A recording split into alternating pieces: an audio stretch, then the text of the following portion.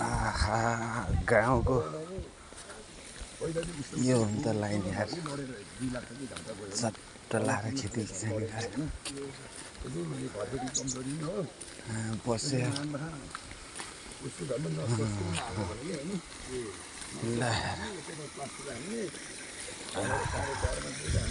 के सुन्दर छ देश नेपाल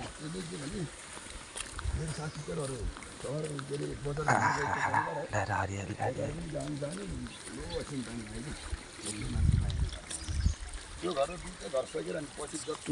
दामी दामी ठाउँ छ त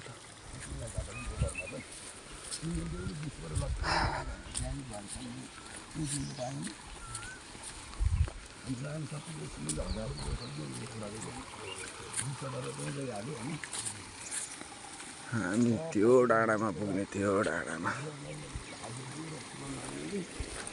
बल्ल आइँदैछ कहिले हो कहिले पुग्नुमा त मेरा बाबा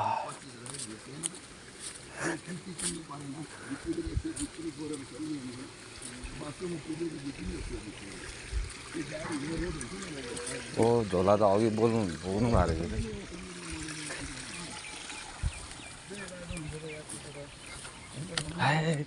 हो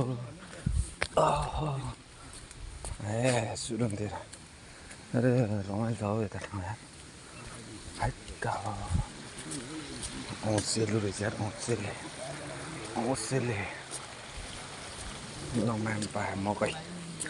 मकै बारी दर्याम हरियो काँक्रा कराम खोइ काँक्रा त छैन त है मकै मात्रै रहेछ पाइन्छ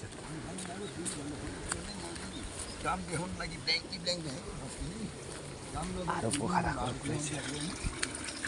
यता गाउँबारी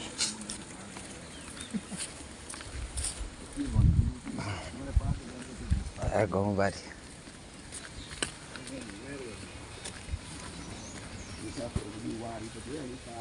काम गर्ने साइड आइपुग्यो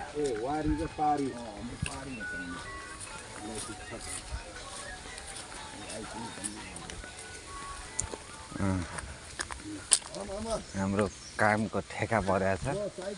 ऊ त्यो कुनामा ओ अब चाहिँ हाम्रो काम सुरु हुन्छ त्यहाँ